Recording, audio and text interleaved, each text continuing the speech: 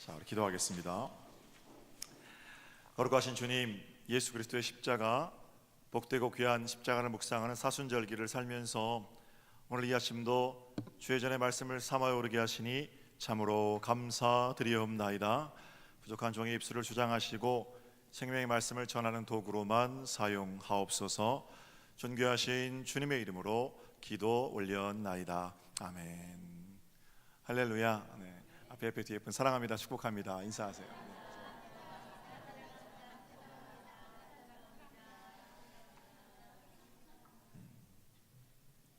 갱신이라든지 개혁 이런 것들은 구호 외친다고 되는 게 아닙니다.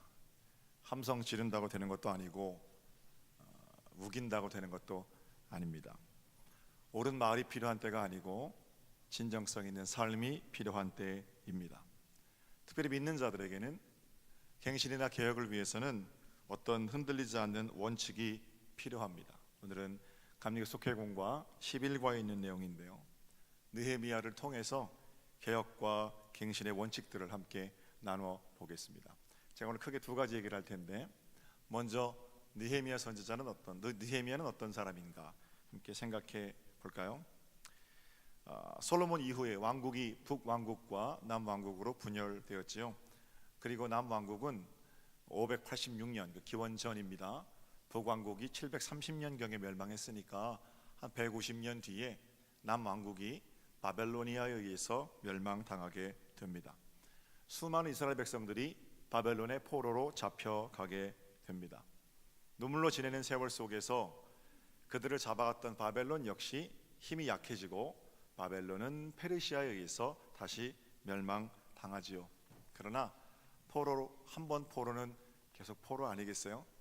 포로로 잡아간 나라에서는 포로가 국부의 어떤 상징인데, 이스라엘 백성들은 바벨론의 포로에서 페르시아의 포로가 된 겁니다. 그때 하나님께서는 바벨론을 점령한 페르시아 고레스 왕의 마음을 감동시키셔서 고레스가 포로들을 본국으로 돌려보내라 라는 포로 귀환령을 발표하게 되죠. 포로를 돌려보내라는 명령에 따라서 이스라엘 백성들은 3차에 걸쳐서 수도로 예루살렘으로 돌아오게 됩니다. 그때 활동했던 인물들이 스룹바벨, 에스라, 느헤미야, 여러분 다 이름 들어보셨죠? 그런 사람들이 포로로 잡혀갔다가 본국으로 귀환될 때 활동했던 사람들입니다. 느헤미야는 특별히 에스라와 함께 2차 포로 귀환을 주도했고 3차 포로 귀환 때에는 느헤미야의 개혁이라고 불릴 정도로 위대한 일을 이룬 사람이 느헤미야입니다. 느헤미야는 유다 지파 사람입니다. 우리 지난주에 이 산지를 지금 내게 주소서, 갈렙도 유다 지파 사람이죠. 느헤미야는 포로로 끌려간 그 자리에서 왕의 신임을 얻게 됩니다. 술을 담당하는 관리로 임명이 되는데요, 그 바벨론의 술을 담당하는 관리 많은 주석책들에서 그 관리 자리는 아마 환관이었을 거다 이렇게 추정을 합니다. 페르시아 입장에서 보면 포로로 끌려온 이방인이 자신의 나라에 와서 그 포로 이스라엘 백성인데 출세한 거죠. 그러나 출세한 느헤미야에게 큰 근심이 늘 있었습니다. 자신은 비록 그 나라에서 관리로 임명되어서 잘 살고 있기는 합니다만 들려오는 고향의 소식은 어느 것 하나 마음에 드는 소식이 없었기 때문입니다. 느헤미야의 근심은 늘 사무치는 어떤 고향에 대한 그리움, 예루살렘 성전의 회복에 대한 그리움, 그런 것들로 가득 차 있었다는 거예요. 그래서 느헤미야는 편안하게 된 자리, 술 맡은 관원의 자리를 지내면서도 고국을 향해서 늘 기도하고 눈물로 세월을 지냈습니다.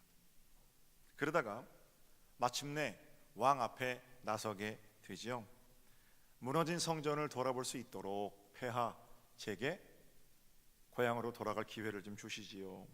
왕은 느헤미야의 청원에 따라 예루살렘으로 느헤미야를 돌려보내면서 그냥 보내지 않고 총독으로 임명해서 그 땅으로 돌려보냅니다. 느헤미야는 고향에 돌아와서 무너진 성벽을 다시 세웁니다. 이 과정에서 무너진 성전을 세우는데 반대하는 사람들이 많았죠. 분열을 조장하고 사기를 꺾고 심지어는 느헤미야를 죽이려는 사람들까지 있었습니다. 그러나 하나님께서는 느헤미야를 통해서 갱신, 개혁을 온전히 이루셨습니다. 비록 그야말로 새로운 기초를 놓았다라고 이야기할 수 있을 텐데, 느헤미야가 새로운 기초를 놓을 수 있었던 갱신의 원칙을 오늘 함께 살펴보기를 원합니다. 자, 느헤미야의 개혁, 갱신, 믿는 사람들의 개혁, 갱신이 되어야 하는데 첫 번째 기준은 뭐냐? 하나님의 말씀입니다. 한번 따라해 보세요. 말씀의 회복. 느헤미야는 말씀을 가지고, 말씀을 들고 개혁을 진행해 갔습니다. 1절 말씀 보세요. 1절. 그날 모세의 책을 낭독하여 백성에게 들렸는데 그 책에 기록하기를 암몬 사람과 모압 사람은 영원히 하나님의 총회에 들어오지 못하리니. 그렇죠? 느헤미야는 모세의 책, 하나님의 말씀을 들고 개혁을 진행했습니다. 느헤미야 곳곳에 이런 흔적들이 있는데, 우리가 잘 아는 느헤미야 8장에는 유명한 사건이 있죠. 성벽을 재건하고 총독 느헤미야와 학자 에스라는 사람들을 한 곳에 모이게 합니다. 그 모인 자리가 수문 앞 광장입니다.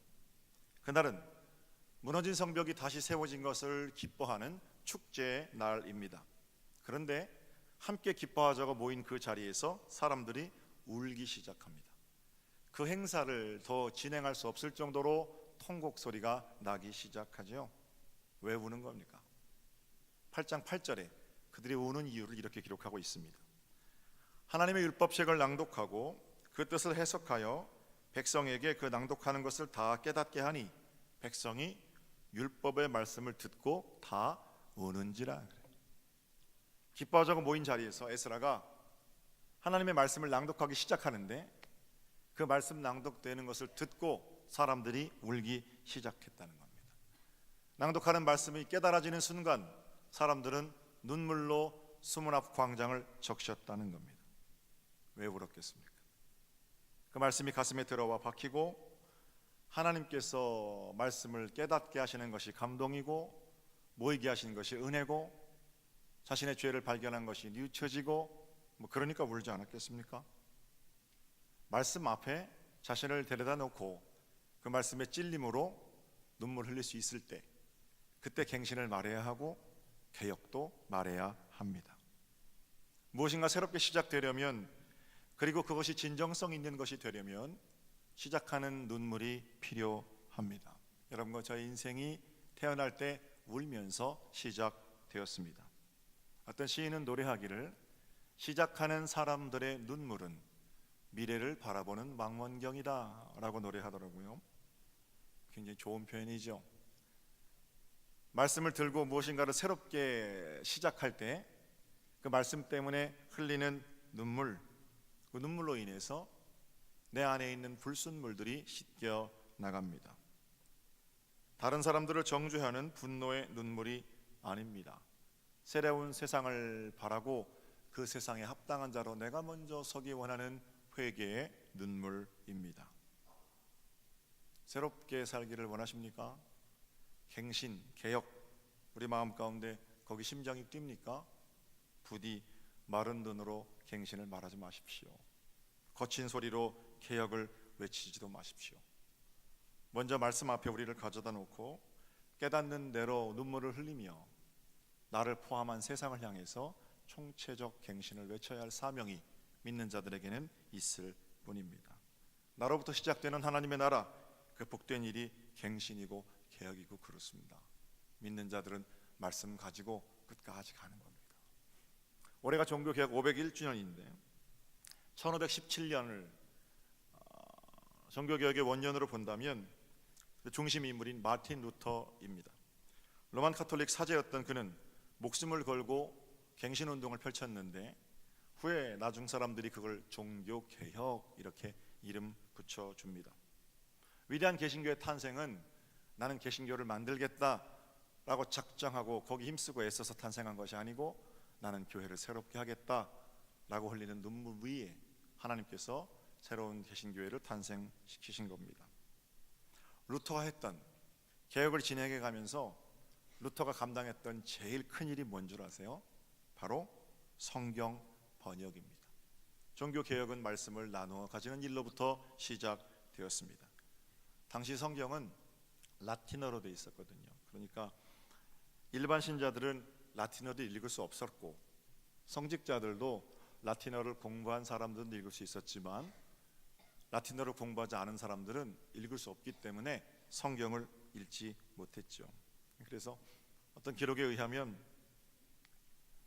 그 라틴어를 읽지 못하는 신부님들이 많아서 그냥 성경 말씀을 읽고 풀어주고 이런 게 아니고 자기들이 외운 것대로 의식만 행하는 그런 예배당들이 그 당시에는 많았다고 그래요. 루터는 하나님의 말씀이 로만 가톨릭의 예전이라든지 하나님께 올려드리는 정형화된 의식의 뒷전에 밀려서 말씀이 아래 취급받는 것을 견딜 수가 없었죠. 로마 교황청은 성경을 다른 언어로 번역하는 것을 금지했습니다. 존 위클리프 같은 분은 라틴어 성경을 영어로 번역했거든요. 그런데 그는 죽었어요. 로마 교황청이 나중에 그걸 알아서 죽은 다음에 우리나라 부관 참시하듯이 시체를 꺼내서 다시 화형시키고 그런 일도 했고요. 또 체코에 가면 광장 한 곳에 가운데 동상이 있는데 그게 이제 이안 후스 동상이거든요. 이안 후스도 역시 라틴어 성경을 자신의 나라 말 체코 말로 번역했는데 그것 때문에 잡혀서 로만 가톨릭으로부터 화형당하고 그랬거든요. 그 당시에는 라틴어 성경을 자기 나라 영어든지 체코어든지 독일어든지 번역하는 것은 매우 불경스러운 일이라고 여겨졌다는 겁니다. 루터는 어떻게 했어요? 발트부룩 산 위의 성에서 독일어로 성경을 번역했죠. 목숨 걸고 한 겁니다. 그리고 쉬운 독일어로 성경을 번역한 이후에 당시 인쇄술이 발달해서 그 성경이 삽시간에 독일 전역으로 보급되고 그리고 나서 종교 개혁은 한순간 환했다가 꺼지는 그런 불꽃이 아니라 지속적으로 사람들의 마음 가운데 하나님 말씀이 들어가니까 그 말씀이 목숨을 내어놓고 갱신을 완성하는 일들로 이어져 갈 수 있었던 거죠. 개혁, 하나님 말씀 가지고 하는 겁니다. 사랑하는 성도 여러분, 새로운 세상을 꿈꾸십니까? 아니면 갱신, 개혁 이런 거 필요합니까? 첫 번째 원칙을 기억하십시오. 그 일은 내 안에 말씀의 회복이 먼저 일어나야 합니다. 말씀이 감동이 되어서 그 감동 때문에 눈물이 앞을 가려서 더 이상 성경을 읽어 내려가지 못하던 그런 때의 감격, 그런 때의 기억, 그런 때의 믿음 이런 것들이 회복되어야죠. 힘들고 어려울 때 나를 일으켜 주시는 하나님 말씀, 자다가도 그 말씀만 들으면 벌떡 일어나서 하나님 하고 부를 수 있는 생명의 말씀, 그 말씀에 기준된 운동, 바로 그것이 갱신운동이고 개혁운동이고 그렇습니다. 신학교는 졸업했지만 목회는 아무나 하는 것이 아니다라고 생각했던 때가 있었습니다. 1998년입니다. 이맘때쯤이었던 것 같은데요. 습관적으로 성경을 펴서 읽고 그럴 때입니다. 그때 한 집회를 통해서 하나님께서 제게 주신 말씀이 요한복음 21장입니다. 배신하고 떠난 제자들에게 주님 찾아오셔서 말씀하시죠. 얘들아, 너희에게 고기가 있느냐. 어려서부터 들었고 94년도부터 학비 벌기 위해서 교육전도사 하면서 그 구절을 가지고 설교도 여러 번 했는데 유독 그날 읽었던 요한복음 21장은 2000년이라는 시간을 넘어서 지구 반대편이라는 공간을 넘어서 제게 주시는 하나님의 말씀으로 들렸습니다. 새로운 세상을 꿈꾼다고 혼자 잘난 척은 다 하고 마구 주변을 정죄하고 그렇게 살아온 제 삶을 하나님께서 들여다보게 하셨습니다. 얘들아, 너희에게 고기가 있느냐? 명준아, 고기가 있느냐? 지금도 그렇게 늘 하나님 앞에 죄인인 것 같아서 송구하고 제 삶을 들여다볼 때 특별히 거룩한 것 같지는 않습니다. 그러나 분명한 것 한 가지는 있습니다. 말씀 앞에, 지금도 그 말씀 앞에 무릎을 꿇으면 낮아져 있는 자존감 하나님이 높여주시고 높아져 있는 교만함 하나님께서는 낮추십니다. 그래서 그 말씀은 저로 하여금 지속적으로 저를 목회자의 자리에 데려다 놓는 생명의 말씀이고 저를 갱신하고 개혁해가는 기준이 되는 말씀이기도 합니다. 여러분에게도 다 그런 말씀이 있으실 거라고 생각해요. 어떤 말씀이 지속적으로 여러분을 예수 살기로 초청합니까? 어떤 말씀이 실망의 자리에서 내 무릎에 힘을 주시는 말씀입니까? 어떤 말씀이 하늘 높은 줄 모르고 교만한 마음 예수께로 끌어내리는 말씀입니까? 만약에 그 말씀 가지고 계시다면 여러분은 이미 갱신을 시작하신 거고 여러분은 하나님께서 하시는 위대한 개혁의 일원이 되시는 겁니다. 만약에 그 말씀을 붙들고 살아간다면 느헤미야의 개혁이 우리의 개혁이고 마틴 루터의 개혁이 우리의 개혁입니다. 말씀의 회복, 그 말씀 때문에 일어서는 눈물의 회복, 오늘 이 아침 여러분들의 것이 되시기를 우리 주님의 이름으로 축복합니다. 자, 첫 번째는 말씀이에요. 말씀. 두 번째, 갱신이나 개혁의 원칙은요, 거룩함입니다. 거룩함의 회복, 성전의 회복, 이것이 갱신입니다. 거룩하다는 건 구별되는 겁니다. 빛과 어둠이 구별되었듯이 물과 기름이 구별되듯이 깨끗한 것과 깨끗하지 못한 것이 나뉜다라는 그런 의미예요. 이것도 괜찮고 저것도 괜찮고 그게 아니에요. 2절과 3절을 보겠습니다. 2절과 3절. 모압 사람, 암몬 사람 거기 못 들어오게 했는데 이는 그들이 양식과 물로 이스라엘 자손을 영접하지 아니하고 도리어 발람에게 뇌물을 주어 저주하게 하였음이라. 그러나 우리 하나님의 그 저주를 돌이켜 복이 되게 하셨다 하였는지라. 백성이 율법을 듣고 곧 섞인 무리를 이스라엘 가운데에서 모두 분리하였느니라. 성벽을 재건하고요, 안과 밖을 구분하는데 모압 자손, 암몬 자손 이런 것들 다 내쫓았습니다.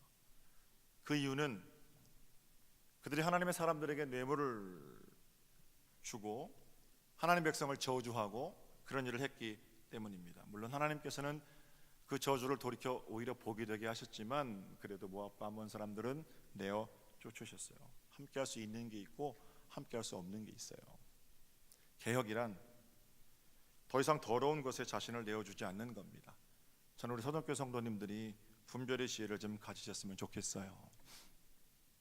다양성이 존중되는 시대입니다. 그래서 섞여서 아름다운 것이 분명히 있어요. 무지개 이런 거 섞여서 아름답고, 건물 지으려면 시멘트하고 모래하고 섞어야 뭐 건물 짓는 거 아닙니까? 100년, 200년도 단단하다면서요. 그런 건 섞여서 아름답고 섞여서 또 단단해지는 거죠. 그런데 여러분, 다른 건 다 섞어도 섞을 수 없는 게 있어요. 복음은 다른 불순물들과 섞이면 안 됩니다. 이런 차원으로 생각하셔야 돼요. 내 아내가 있는데 내 아내의 자리는 세상에서 내 아내만을 위해서 준비된 자리예요. 아무리 아름답고 예쁜 여자가 있어도 그 여자가 썩 그럴듯해 보여도 내 아내의 자리에 들어오면 그게 이상한 거예요. 정상적인 게 아니고. 내 남편의 자리가 있어요. 잘났든 못났든 내 남편은 나와 가장 가까운 자리에 있는 사람인 겁니다. 그런데 멋있는 남자가 내 남편의 자리에 마음대로 들어왔다 나갔다 하면 안 되는 거잖아요. 사랑하는 부모님, 가난하고 병들었어도 부모님만이 가지는 자리가 있는 거거든요. 다른 넉넉한 마음 좋은 아저씨나 할아버지가 아무리 좋아도요, 내 인생의 멘토 같은 분이어도 내 아버지 어머니의 자리에 들어오면 안 되는 거고요. 내 자식이 그렇게 못났어도 내 자식만을 위한 자리가 내 마음 가운데 있어야 행복한 거예요. 섞일 수 있는 게 있고 섞일 수 없는 게 있습니다. 요즘은 미투 운동이 한참 벌어지잖아요. 섞일 수 있는 게 있고 섞일 수 없는 게 있는 거예요. 더러운 욕심을 뭐라고 포장해요? 예술가의 혼? 그런 건 섞일 수가 없는 거예요.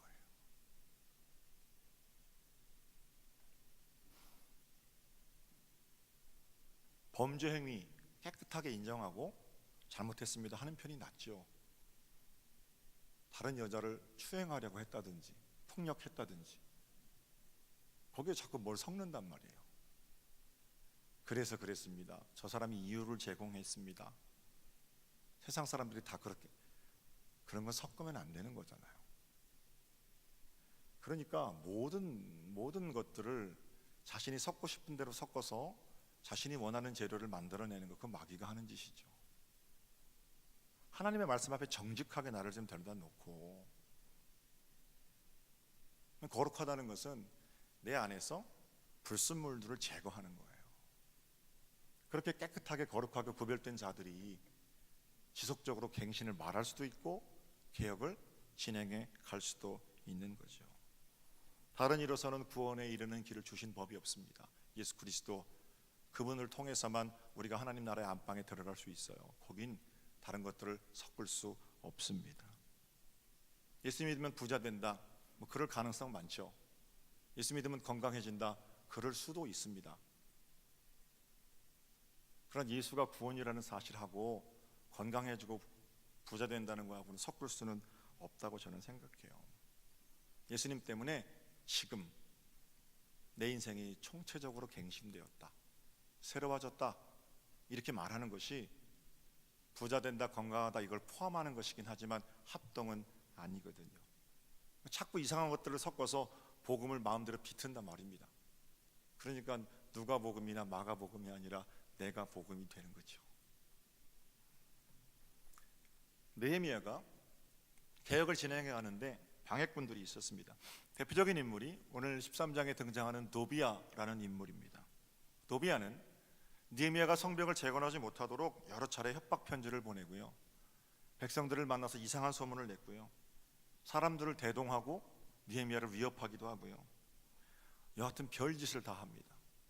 그런데 정작 도비야가 왜 그런 짓을 했는지 5절을 볼까요? 5절. 도비야를 위하여 한 큰 방을 만들었으니 그 방은 원래 소재물과 유향과 그릇과 또 레위 사람들과 노래하는 자들과 문지기들에게 11조로 주는 곡물과 새 포도주와 기름과 또 제사장들에게 주는 거제물을 두는 곳이라. 도비야가 느헤미야가 성벽을 지으려고 하면 찾아다니면서 어디서 굴러온 돌이 어디 이 나라에 있지도 않은 것이 이러면서 갖가지 명분들을 만들어서 성벽이 세워지는 걸 막았거든요. 수많은 명분들이 있었지만 도비야가 가지고 있는 중심은 뭐예요? 성벽 세워지면 자기 방 빼야 되거든요. 제사장들에게 음식을 주는 그 음식을 모아놓는 자리, 성전 제물로 드려야 될 거룩하게 구별된 곡물 창고, 거기다가 뭘 줬다고요? 자기 방 만들어 놓고 있는 놈이거든요. 각종 말로 느헤미야를 음해하면서 정작 깨끗해야 할 성전에 자기 방을 만들어 놨단 말입니다. 그러니까 느헤미야를 죽이려고 그러죠. 느헤미야가 어떤 행동을 했습니까? 8절입니다. 8절. 내가 심히 근심하여 도비야의 세간을 그 방 밖으로 다 내어 던지고 명령하여 그 방을 정결하게 하고 하나님의 전의 그릇과 소재물과 유향을 다시 그리로 들여 놓았는지라. 이 느헤미야의 개혁입니다. 깨끗하게 한 겁니다. 거룩하게 한 겁니다. 더러운 것들이 차지하지 못하도록 그 방을 청소했습니다. 사랑하는 성도 여러분, 저는 이 방을 여러분과 저의 마음이라고 생각합니다. 우리의 마음에 각종 도비야들이 들어와 있어요. 어떻게 해야 합니까? 깨끗하게 해야 됩니다. 다시금 성전의 거룩한 재물이 우리의 마음 가운데 채워지도록 비워내야 하는 거예요. 갱신은 다른 사람을 향한 손가락질이 아니라 내 마음의 도비야 없애기로부터 시작되는 거고, 내 마음에 도비야 방이 없어지고 나면 그때부터 찾아드는 평강을 통해서 진정한 개혁과 갱신이 시작되는 겁니다. 이 일을 끝까지 완성해 갈 때 거룩함을 잊지 말고 하나님의 걸어다니는 성전 되었음을 잊지 마시고 온전한 갱신을 날마다 이루어가는 새로운 세상 하나님 나라의 복된 자녀들이 되시기를 우리 주님의 이름으로 축복합니다. 제가 두 가지 말씀을 드렸어요.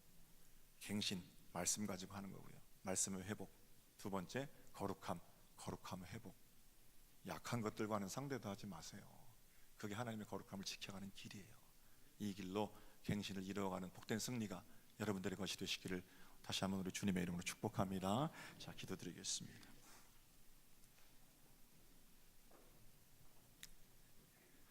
하나님, 느헤미야의 개혁을 통해서 우리의 마음을 두드리시는 하나님의 음성을 듣게 하시니 감사합니다. 하나님, 우리 안에 너무나 더러운 것들이 많았습니다. 이제는 온전히 구별된 하나님의 성소가 되기를 원하오니 우리 안에 마음의 도비아들을 예수 그리스도의 권능으로 물리쳐 주시옵소서. 말씀을 가지고 끝까지 신실함을 지키며 살아가기를 원하오니 성령님, 우리로부터 시작된 하나님의 나라가 평택 땅을 아름답게 적셔내고 이 나라를 복되게 변화시키는 은혜의 물결이 되게 하옵소서. 감사하고 주님의 이름으로 기도 올렸나이다. 아멘.